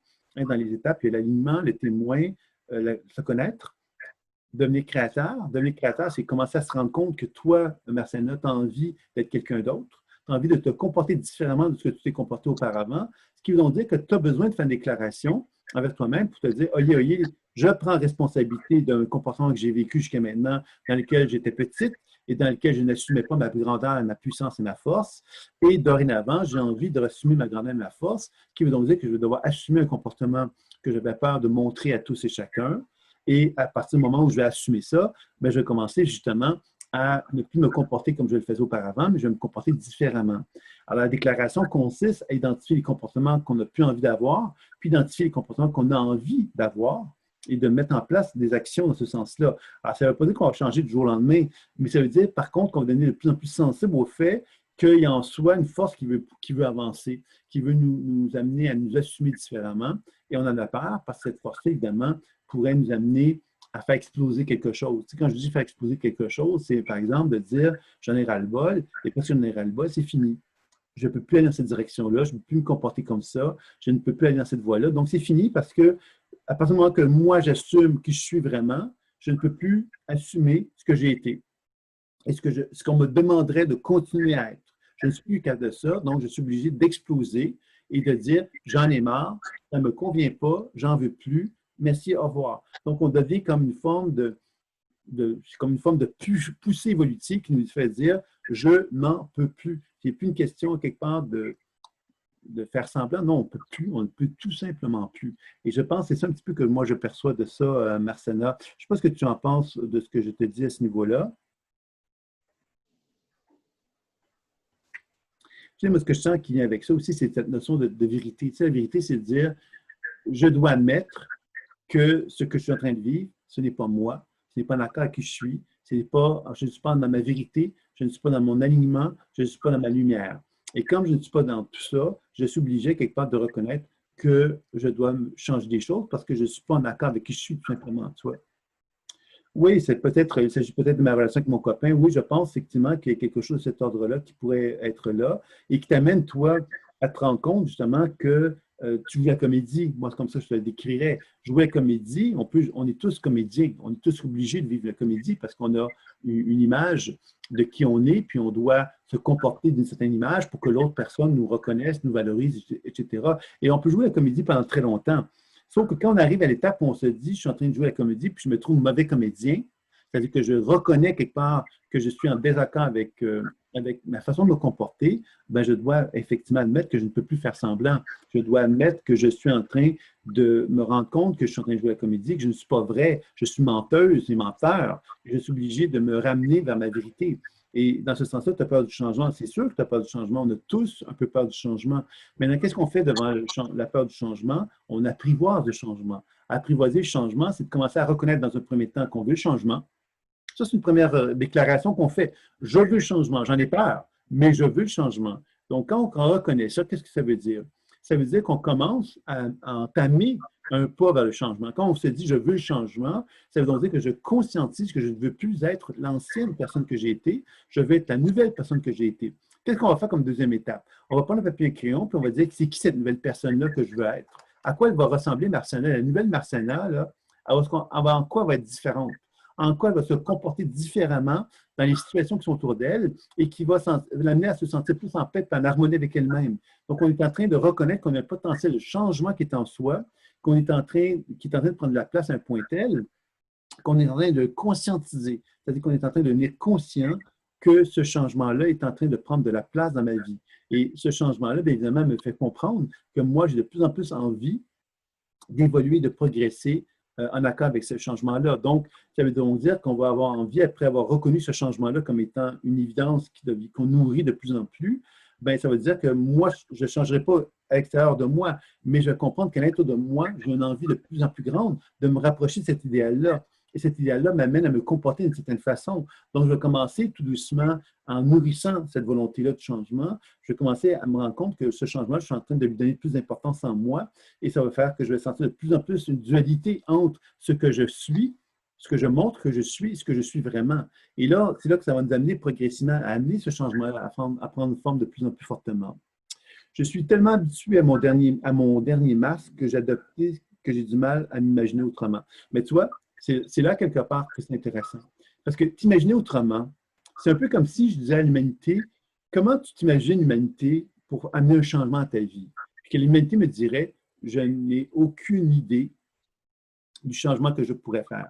Et c'est là quelque part qu'on doit comprendre quelque chose, c'est que le changement, c'est quelque chose qui doit être imaginé d'abord. On doit d'abord et avant tout imaginer notre changement. On ne peut pas changer si on n'a pas de vision du changement. Et ça, c'est vraiment important de comprendre ça. Ça veut donc dire que toi, Marcena, tu as une vision du changement, mais tu es tellement peur du changement que tu ne veux pas l'imaginer. Donc, ça serait intéressant pour toi de prendre le temps de faire des méditations là-dessus. À qui est la Marcena qui va changer? Mais moi, je pense que la Marcena qui va changer, c'est une personne qui est cinglante. Elle est cinglante, Marcena, parce qu'elle va dire ce qu'elle pense, elle va dire ce qu'elle veut, puis elle va dire ce qu'elle ne veut pas. Elle est cinglante dans ce sens-là. Maintenant, en étant cinglante, qu'est-ce qu'elle a peur, Marcena? Ben, elle a peur qu'en étant cinglante, elle se retrouve toute seule. Parce que quelque part, si elle dit vraiment ce qu'elle pense, puis ce qu'elle veut, puis ce qu'elle ne veut pas, elle risque de se retrouver toute seule.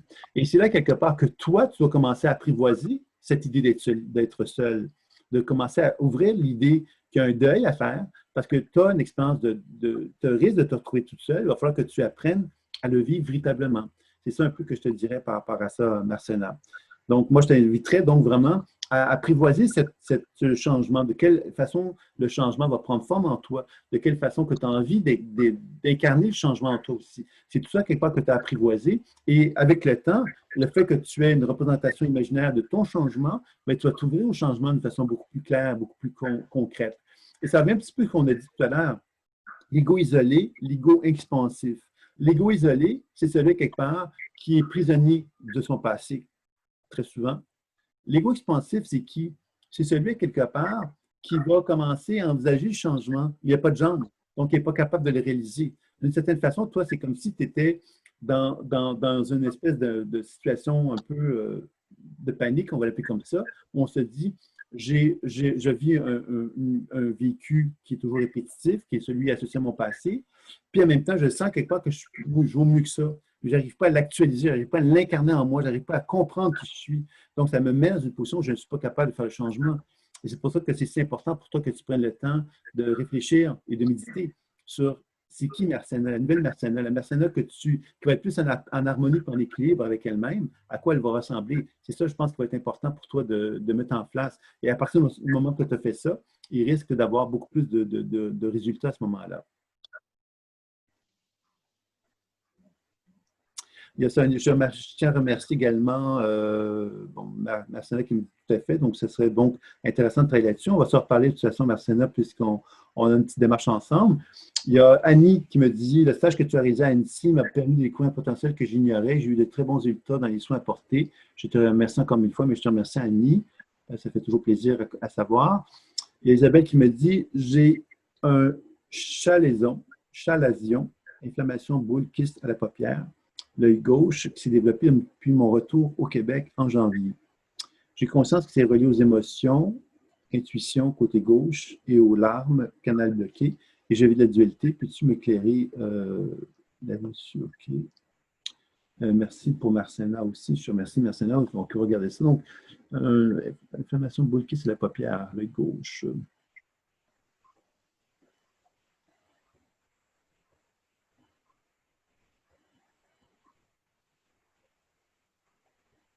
Là, je te lance l'idée comme ça, on va explorer ça, Isabelle, mais moi, ce que je sens dans le premier temps, c'est un peu quand on dit, par exemple, je ne veux pas regarder, je ne veux pas ouvrir les yeux, parce qu'en ouvrant les yeux, je vais avoir trop de... C'est un peu comme quelqu'un qui est trop en colère. Trop en colère, c'est un peu comme, tu sais, par exemple, on vient avec cette notion de ce qu'on vit actuellement. Quand on est en colère, qu'est-ce qu'on fait? C'est qu'on regarde la vie et on ne voit que ce qui est négatif. On ne voit que ce qui est inacceptable. On ne voit ce qui n'est pas juste. On voit que les gens sont comportés avec nous de façon incorrecte.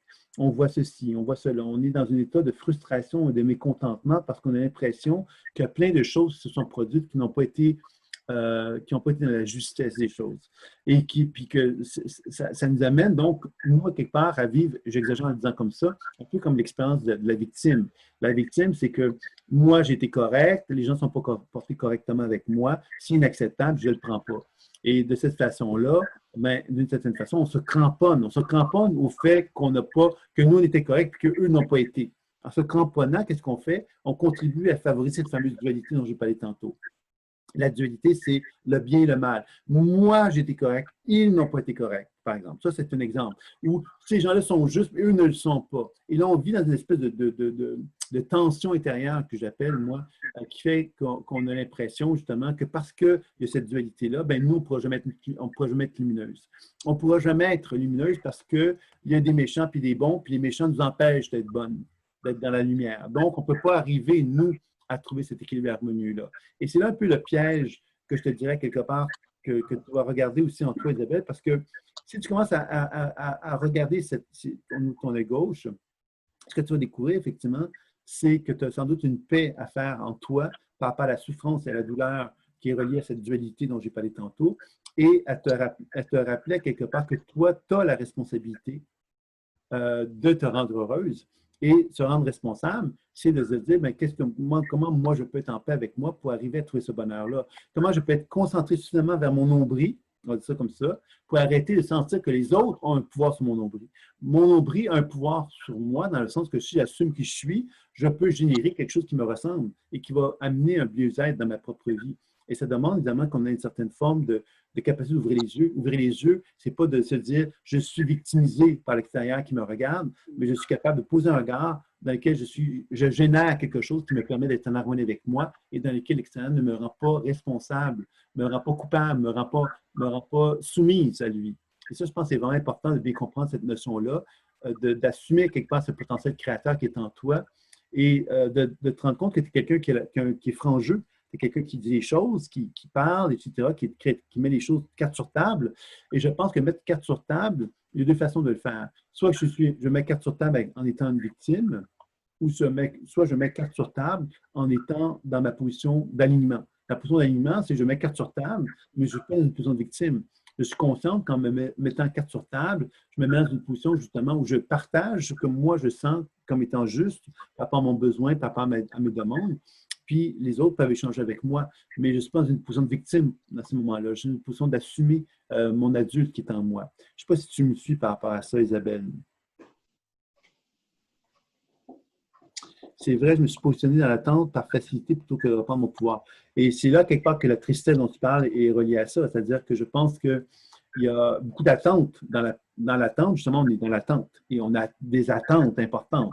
en étant comme ça, ben, on évite des déceptions beaucoup plus importantes aussi, parce que quand on est dans une attente de quelque chose et que ça ne vient pas, ben, on est frustré puis mécontente. Et on se dit, ben voilà, j'étais super gentil, je fais toutes les choses correctement, on ne m'a pas donné ce que je méritais, je suis donc fâché, je suis donc le sentiment quelque part d'avoir pas été respecté. Et c'est là qu'on tombe dans le piège justement, qui est celle de se dire, ben oui, mais si tu arrêtes de vouloir te faire respecter puis tu te respectes, ça va changer les choses, soit. Et c'est ça peut-être qu'il faut que tu apprennes peut-être à faire à ce niveau-là.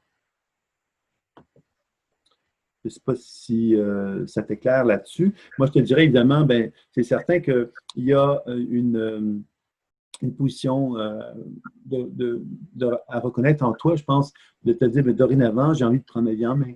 Et prendre ma vie en main, ce n'est pas me positionner comme une victime, mais me positionner comme une femme qui reconnaît quelque part qu'elle a le désir de maintenant renouer contact avec cette volonté d'assumer, d'affirmer, de prendre sa place, tu vois. Oui, j'avais pris un peu de conscience là-dessus. Mais c'est ça, puis je pense que ça serait intéressant maintenant pour te dire, ben, OK, moi, je suis une personne qui est forte, une personne qui a une personnalité qui est assez forte. De quelle façon que cette force qui est en moi, cette volonté que j'ai d'être transparente, d'être lumineuse, de mettre les choses, de mettre carte sur table, peut être constructive. Parce qu'on peut mettre carte sur table d'une façon négative. Par exemple, on peut dire, je mets carte sur table pour faire valoir que c'est pourri, que tout est pourri. Ça, c'est un peu négatif. Alors que je peux mettre carte sur table avec une volonté de mettre en lumière tout ce qui est positif, tout ce qui peut être constructif, qui va faire que je vais pouvoir collaborer mieux avec toi. Parce que je mets carte sur table pour qu'on puisse collaborer d'une façon plus constructive, plus positive. Là, on est dans une relation de lien. Et c'est ça un peu que je sens qui serait intéressant à mettre en lumière. Parce que la dualité, justement, c'est quand te mettant dans une position de dualité, tu fais comprendre à l'autre, à quelque part, que tu es meilleur que lui ou que tu es moins bonne que lui, qu'importe la façon, mais tu restes dans une position de dualité et ça ne te permet pas d'être dans une position d'alignement dans laquelle la collaboration va pouvoir prendre forme. Comment entre franche, authentique et constructive être? Oui, mais c'est ça quelque part. Franche et authentique et constructive être, c'est ça, c'est que moi, je peux être franche, authentique et constructive. Pourquoi? Parce que mon intention, c'est de tendre la main à la personne qui est devant moi. Si je ne suis pas franche, je peux être franche, mais être authentique et non constructive. Et là, à ce moment-là, qu'est-ce que je fais? C'est que je suis en train de tendre la main à l'autre personne. Je ne suis pas en train de tendre la main à l'autre personne. Je suis en train de vouloir faire valoir que j'ai raison. Et là, je pense d'une position d'authenticité et de collaboration à ce moment-là. Et c'est ça, quelque part, qu'il faut sans doute chercher à travailler davantage. C'est ça, être sans être dans la dualité, c'est ça, voilà. Puis ça veut dire quoi? Ça veut dire que moi, j'incarne qui je suis. C'est ça la position de verticalité. J'incarne qui je suis. Je ne suis pas en train de dire à l'autre que je suis meilleur que lui. Je ne suis pas en train de lui dire que je suis moins bon que lui. Je suis en train de dire que je suis là et que je peux collaborer avec lui. Alors, dans cette intention-là, on est dans une notion constructive. On est dans une notion évolutive. Et je pense que c'est ça, quelque part, qu'il faut maintenant chercher à mettre en place là, dans ta vie. Est-ce que c'est bien, Isabelle, ce sujet-là?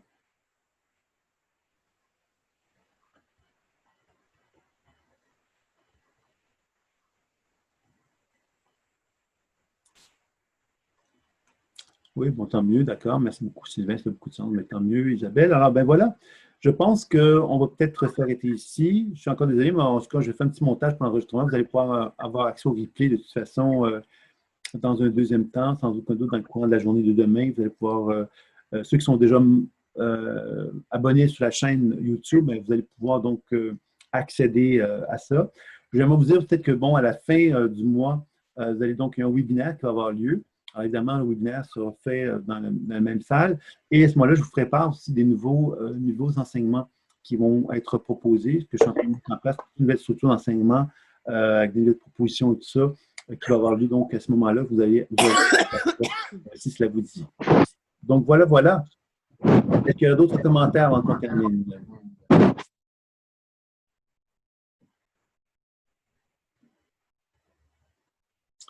OK. Ben, je vous remercie en tous les cas donc d'avoir bien voulu être présent jusqu'à la fin parce que vraiment, ça n'a pas toujours été facile dû à cette coupure qui a eu lieu. Mais comme je dis, vous avez accès au replay si vous êtes intéressé à le faire. Puis, s'il y a des questions, des interrogations, bien évidemment, vous pouvez revenir. Puis, nous aurons un webinaire donc à la fin du mois. Donc, le webinaire, évidemment, est un espace qui vous permet de pouvoir prendre le temps de poser vos questions sur votre pratique personnelle, professionnelle, mais également aussi sur votre vie personnelle de la même façon. L'objectif de ces webinaires-là, bien évidemment, c'est de vous accompagner dans la démarche, que vous soyez donc étudiant ou que vous soyez dans une démarche de simplement découvrir quelque part ce qu'est la pleine conscience intuitive. L'objectif, c'est d'avoir c'est un espace pour qu'on puisse partager. comme celui-ci, en fin de compte, qui était plus celui d'une conférence. Dans les webinaires, bien évidemment, c'est un peu plus léger, dans le sens que je n'ai pas un contenu à vous donner qui dure un certain laps de temps. J'ai plus comme un partage à faire avec vous, où je réponds davantage aux questions que vous pourriez avoir. Donc, voilà, voilà. Ben, je vous remercie beaucoup donc d'avoir été là jusqu'à la fin, qui était gentil de votre part, d'avoir bien voulu m'accompagner jusqu'à la fin pour ce petit entretien. Et j'espère donc vous revoir très bientôt. Donc, vous allez avoir un lien qui va également vous être envoyé à la fin du mois pour le prochain événement qui sera donc le webinaire. Je vous dis à très bientôt. Très belle fin de soirée à chacun d'entre vous et amusez-vous bien d'ici la prochaine fois. Au revoir.